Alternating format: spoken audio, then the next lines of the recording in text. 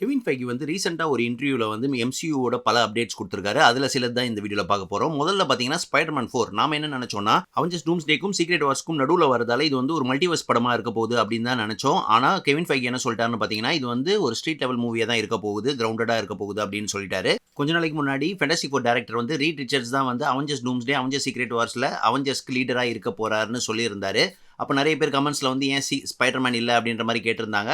So maybe இந்த Spiderman 4 வந்து டூம்ஸ்டேக்கு முன்னாடி நடக்கிற கதையா அந்த டைம்லைனை ஒட்டி இருக்கலாம்னு நினைக்கிறேன். ஸோ வெயிட் பண்ணி பார்ப்போம். ஸோ டாம் ஹாலண்ட் ஸ்பைடர்மேனுக்கும் இது வந்து ஒரு முக்கியமான படமா இருக்கும். முதல் தடவை அயன்மேனோட டெக்கோட எந்த உதவியும் இல்லாம இவரே போராட போறாரு. ஸோ வெயிட் பண்ணி பார்ப்போம் எப்படி வருதுன்னு. அதே மாதிரி அவெஞ்சர்ஸ் சீக்ரெட் வார்ஸ் வந்து எம்சியூவோட சாஃப்ட் ரீபூட்டா இருக்க போகுது. அதாவது பாத்தீங்கன்னா ஒரு சிங்குலர் டைம் லைன்ல தான் சீக்ரெட் வார்ஸ்க்கு அப்புறம் கதை போகும். அது எல்லாமே வந்து மியூட்டன்ட் சாகாவா தான் இருக்க போகுது. மியூட்டன்ஸ் தான் வைட்டல் ரோல் ப்ளே பண்ணுவாங்க. அதுவும் ஒரிஜினல் மியூட்டன்ஸ் வந்து டூம்ஸ்டேல வராங்களா அவங்க இல்லாம ஃபுல்லா ரீகாஸ்டிங் நடக்க போகுது. ரீகாஸ்டிங் வந்து முக்கியமான மெயின் கேரக்டர்ஸ்க்கும் நடக்கும்னு சொல்லியிருக்காரு. ஸோ நம்ம வந்து அயன்மேன், கேப்டன் அமெரிக்கா இந்த மாதிரி கேரக்டர்ஸும் வந்து ரீகாஸ்ட் நடக்கிறதுக்கு நிறைய வாய்ப்புகள் இருக்கு. ஸோ இந்த எக்ஸ்மேன் படத்தை டைரக்ட் பண்றது யாருன்னு பாத்தீங்கன்னா தண்டர் பால்ஸை டைரக்ட் பண்ண ஜேக் ஷ்ரையர் தான். அது மட்டும் இல்லாம கெவின் ஃபைகி கிட்ட 2032 வரைக்கும் ஃபியூச்சர் மூவிஸ்க்கான பிளான் இருக்குன்னு சொல்லியிருக்காரு. ஸோ இது எல்லாமே இந்த வாரம் ரிலீஸ் ஆகிற ஃபேண்டாஸ்டிக் 4ல இருந்து தான் ஆரம்பிக்குது இந்த சீக்ரெட் வார்ஸ் எராவே.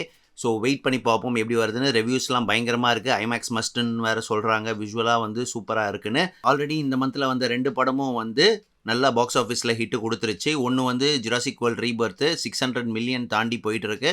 இன்னொன்று சூப்பர்மேன் 400 மில்லியன் தாண்டி ஓடிட்டு இருக்கு. ஸோ இப்போ இந்த ரேஸில் ஃபேண்டாஸ்டிக் 4 ஜாயின் பண்ணுது. எப்படி இருக்குன்னு பார்ப்போம். இந்த மாதிரி வீடியோஸ்க்கு ஃபாலோ பண்ணுங்கள், சப்ஸ்கிரைப் பண்ணுங்கள். பை.